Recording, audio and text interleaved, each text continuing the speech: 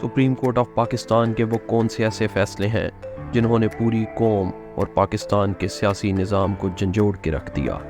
کیا آپ جانتے ہیں پاکستان میں مارشل لاز کی راہ ہموار کرنے میں ایک بڑا کردار سپریم کورٹ آف پاکستان کا بھی رہا ہے؟ وہ کون سے ایسے فیصلے ہیں جنہوں نے پاکستان کی تاریخ اور جمہوریت پر دور رس نتائج مرتب کیے؟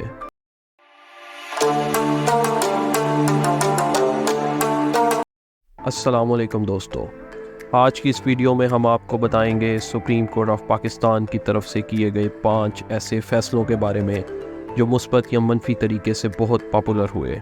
آپ جانیں گے ان فیصلوں کے بڑے کرداروں کے بارے میں اور تاریخ کے ان لمحات میں کون سے ایسے حالات تھے جن کی وجہ سے ججز کو یہ فیصلے دینے پڑے اور ان کا امپیکٹ سوسائٹی پر کیا ہوا۔ تو چلیے ہم شروع کرتے ہیں آج کی یہ انفارمیٹیو اور انٹرسٹنگ ویڈیو۔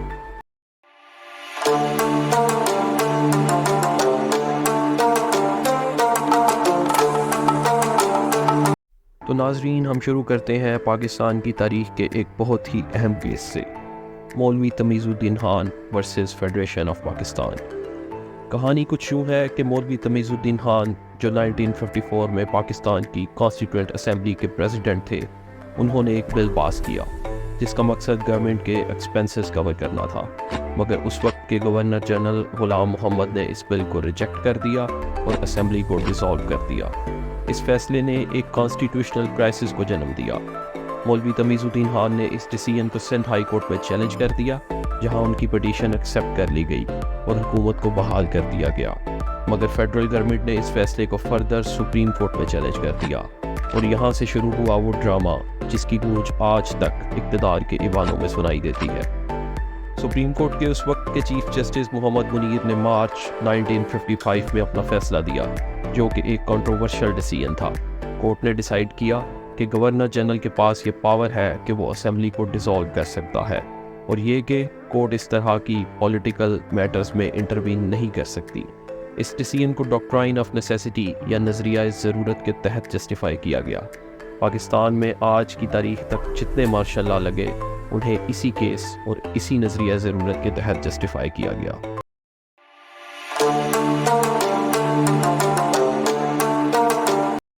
اب ہم بڑھتے ہیں اپنے اگلے کیس کی طرف، جس نے ایک بار پھر پاکستان کی سیاست، ڈیموکریسی اور آئین کو ہلا کر رکھ دیا، اور یہ کیس ہے Begum Nusrat Bhutto versus chief of army staff.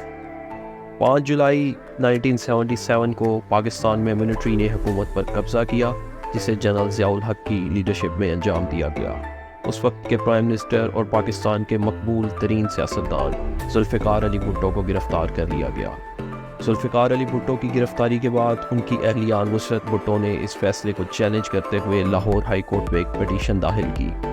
جب لاہور ہائی کورٹ سے ان کو کوئی ریلیف نہیں ملا تو انہوں نے سپریم کورٹ آف پاکستان میں اپیل کی۔ نصرت بھٹو نے سپریم کورٹ سے ریکویسٹ کی کہ مارشل لا اور بھٹو کی گرفتاری کو غیر آئینی ڈکلیئر کیا جائے۔ اس وقت کے چیف جسٹس انوار الحق کی سربراہی میں بنے بینچ نے 10 نومبر 1977 کو اپنا فیصلہ دیا۔ کورٹ نے جنرل ضیاء الحق کی ملٹری گورنمنٹ کو لیگل ٹھہرا دیا اور کہا کہ ایکسٹرا آرڈنری سرکمسٹانسز میں مارشل لا ضروری تھا۔ یہ فیصلہ بھی اسی ڈاکٹرائن آف نیسیسٹی یعنی نظریہ ضرورت کے تحت دیا گیا۔ یہ فیصلہ کہتا ہے کہ کسی بھی ایکسٹرا آرڈنری سچویشن یعنی غیر معمولی حالات میں جو ضروری سٹیپس لیے جائیں، اگر وہ کنٹری کے بیسٹ انٹرسٹ میں ہوں تو وہ لیگل ہوتے ہیں۔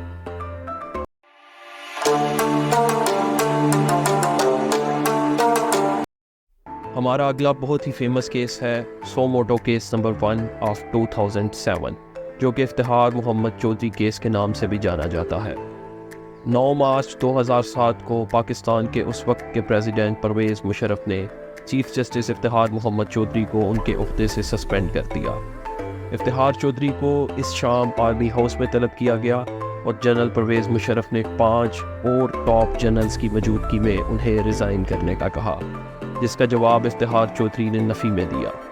پرویز مشرف نے ان کے خلاف پروفیشنل مس کنڈکٹ کا ریفرنس سپریم جوڈیشل کونسل میں موو کیا، اور یہ پاکستان کی تاریخ کا پہلا لمحہ تھا جب ایک سٹنگ چیف جسٹس کو اپنے عہدے سے سسپینڈ کر دیا گیا۔ افتخار چودھری کی سسپینشن کے بعد پورے پاکستان میں لائرز اور سول سوسائٹی نے بڑے لیول پر پروٹیسٹ شروع کر دیے، یہ تحریک لائرز موومنٹ کے نام سے فیمس ہوئی۔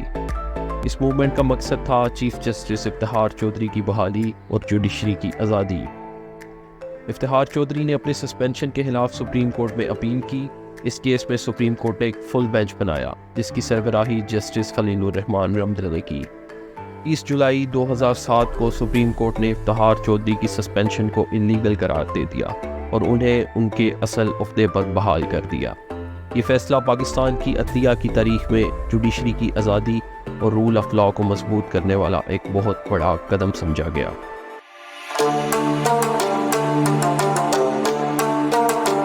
اب ہم آگے بڑھتے ہیں اور بات کرتے ہیں ممتاز قادری کیس کے بارے میں۔ ممتاز قادری کا کیس پاکستان میں مذہبی اور سیاسی حلقوں میں بہت زیادہ ڈسکس کیا گیا۔ اس کیس کا بیک گراؤنڈ یہ ہے کہ 4 جنوری 2011 کو پنجاب کے گورنر سلمان تاثیر کو اسلام آباد میں ان کے اپنے باڈی گارڈ ممتاز قادری نے قتل کر دیا۔ ممتاز قادری نے یہ قتل مذہبی بنیادوں پر کیا جو کہ سلمان تاثیر کی طرف سے بلاسفیمی لاز کی تنقید کی وجہ سے تھا۔ ممتاز قادری کو فوراً گرفتار کر لیا گیا۔ ان کا ٹرائل اینٹی ٹیررزم کورٹ میں ہوا جہاں انہیں قتل کا مجرم پایا گیا اور ڈیتھ سینٹنس سنائی گئی۔ ممتاز قادری نے اس فیصلے کے خلاف اپیل کی مگر اسلام آباد ہائی کورٹ اور بعد میں سپریم کورٹ آف پاکستان کے بینچ جسے چیف جسٹس ریٹائرڈ آصف سعید کھوسا ہیڈ کر رہے تھے جو کہ اپنے دبنگ فیصلوں کے لیے ہمیشہ مشہور رہے، نے بھی ممتاز قادری کے خلاف فیصلہ برقرار رکھا۔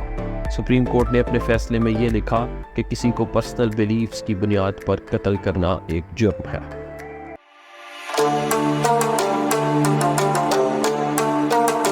اب ہم بات کریں گے اس ویڈیو کے آخری امپورٹنٹ کیس کے بارے میں جو ہے Nawaz Sharif versus federation of Pakistan case, جو کہ پیناما پیپرز لیک کے بعد شروع ہوا۔ اس کیس کا بیک گراؤنڈ یہ ہے کہ اپریل 2016 میں پیناما پیپرز لیک ہوئے جس میں دنیا بھر کے لیڈرز، بزنس مین اور سیلیبریٹیز کے آف شور اکاؤنٹس کا انکشاف ہوا۔ اسی لیک میں پاکستان کے اس وقت کے پرائم منسٹر نواز شریف کے بچوں کے نام پر آف شور کمپنیز کا ذکر تھا جو کہ مبینہ کرپشن اور منی لانڈرنگ کی طرف اشارہ کرتا تھا۔ نواز شریف کے خلاف ایلیگیشنز آنے کے بعد پاکستان تحریک انصاف نے کورٹ میں اس کیس کو چیلنج کیا اور سپریم کورٹ آف پاکستان نے اس کیس کو سننے کا فیصلہ کیا۔ منی لانڈرنگ اور کرپشن کے الزامات کی مہینوں تک چلنے والی تفتیش کے بعد اس کیس کا دلچسپ موڑ تب آیا جب 28 جولائی 2017 کو سپریم کورٹ آف پاکستان نے نواز شریف کو آئین کی شق 62(1)(f) کے تحت پرائم منسٹر کے عہدے سے نااہل قرار دے دیا، مگر کورٹ نے یہ فیصلہ بجائے کرپشن اور منی لانڈرنگ ایلیگیشنز کے میاں محمد نواز شریف کے دبئی میں ایک اقامے کی بنیاد پر دیا۔ تو ویورز، یہ ہے سپریم کورٹ آف پاکستان کی طرف سے کیے گئے 5 بڑے فیصلے جو کسی نہ کسی حوالے سے بہت مشہور ہوئے اور آج تک ان فیصلوں کا ذکر پاکستان کی سیاست میں کیا جاتا ہے۔ ہمیں کومنٹس پہ ضرور بتائیے گا کہ آپ ان فیصلوں کے بارے میں کیا رائے رکھتے ہیں۔ ویڈیو دیکھنے کا شکریہ، چینل کو سبسکرائب اور ویڈیو کو لائک کرنا مت بھولیے گا۔